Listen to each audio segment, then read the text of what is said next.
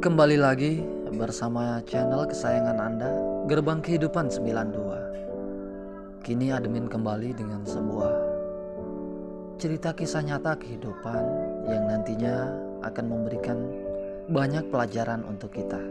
Oleh karena itu, sebelum teman-teman lanjut videonya, mohon teman-teman subscribe channel ini, share videonya, dan komen serta like. Karena admin yakin bahwa kisah-kisah yang ditayangkan admin adalah penuh dengan hikmah yang bisa kita ambil nantinya. Sebenarnya sudah lumayan lama aku mengenali dan mengaguminya.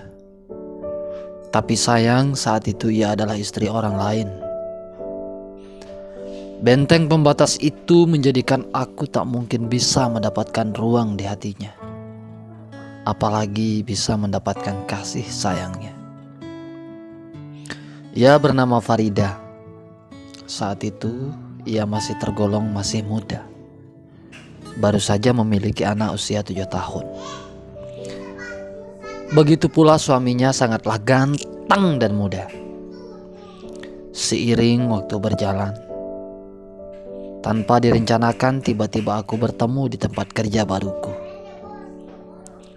Ia sebagai seorang honorer di tempat itu, sementara aku sudah berstatus lebih darinya. Hal itu semakin membuat aku jedak-jeduk, karena tiap hari aku bisa setidaknya bercanda dengannya, meski ia masih berstatus istri orang. Seiring waktu berjalan, kemesraan sebagai teman kini semakin terbangun rapi. Dan diam-diam aku pun mulai menyampingkan istriku, hanya untuk memperhatikan keinginannya. Beberapa lama kemudian di tempat kerjaku bersamanya itu, secara mendadak ia tiba-tiba bercerita dengan penuh pasrah akan suaminya yang tiba-tiba sakit pinggang. Dan dalam perkembangannya, ia divonis harus melaksanakan operasi. Jujur, ketika aku mendengar itu, hatiku jahatku keluar dan menghayal. Ini nih kesempatan emas.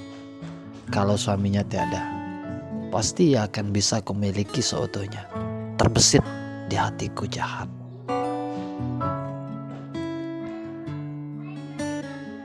Singkat kata, singkat cerita,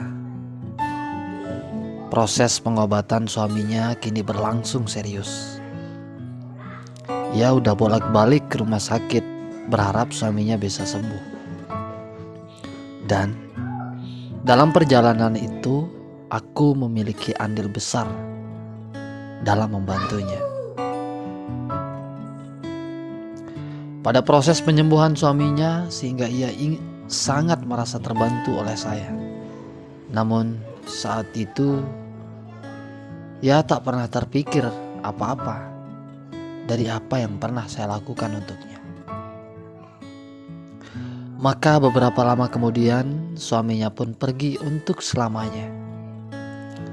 Saat itu juga aku merasa sedih campur bahagia. Ya, sedihku karena melihat ia menangis di depanku. Tetapi di balik itu bahagiaku juga ada, karena pintu masuk untuk memilikinya semakin terbuka lebar. Singkat cerita, sejak kepergian suaminya, ia menyandang gelar sebagai janda rebutan banyak orang. Karena parasnya bak model yang sangat menantang hasrat kaum pria. Tapi saat itu percaya diriku semakin kuat. Karena akulah laki-laki yang akan bisa terus bersamanya di ruang kerjaku. Beberapa hari setelah kepergian suaminya, aku mulai lebih dalam lagi pembahasan. Bahkan ia memberiku harapan yang sangat jelas. Hingga aku dengan penuh percaya diri mendukungnya di tiap aktivitasnya, serta tak sedikit materi yang kuberikan hingga aku sering membohongi istriku karena harus memberinya uang dan perhatian lebih padanya. Sehingga berapa lama kemudian hubunganku mulai dicurigai istriku. Maka tiba suatu malam, chat aku ditemukan istriku, hingga aku dan istriku jadi berantakan. Namun keadaan itu tak sedikit pun ku sesali, karena aku akan bisa melangsungkan hubungan dengan Farida jadi lebih mesra jika istriku sudah tiada. Namun sayang, perjuangan pengorbananku padanya ternyata dibalas pengkhianatan.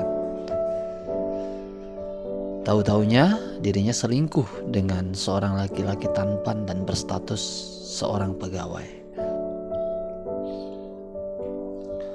Pada saat aku mempertegas itu, yang ada malah ia mengakuinya tanpa rasa bersalah sedikit pun padaku. Dengan wajah polos dan penuh cinta pada laki-laki itu, ia menjawabku, "Iya, benar, aku mencintainya." Seketika itu emosiku meledak, tapi aku masih ingat bahwa ada hukum yang harus saya jaga, sehingga kaki tanganku pada saat itu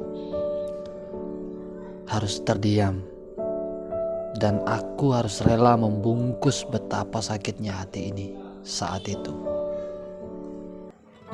Setelah kata-kata jujur darinya aku dengar, hal itu membuat aku putus harapan dan hancur berantakan. Setelah aku sudah pecah belah dengan istriku, dan semua gajiku sudah habis kugunakan untuk mengabulkan permintaannya, ternyata aku dibuang begitu saja. Sungguh, wanita macam ini sangatlah biadab dan kurang ajar. Maka sejak itu, masuk kantor pun aku jadi malas, hingga aku sering kena teguran dan berakhir pada pemberhentianku. Maka hidupku jadi tambah malang dan hancur. Baik kawanku, kisah ini belum berakhir, mohon ditonton di part yang kedua. Lalu di part yang keduanya nanti tentu akan lebih seru, karena di sana klimaks dari kisahku di episode ini. Salam Gerbang Kehidupan 92.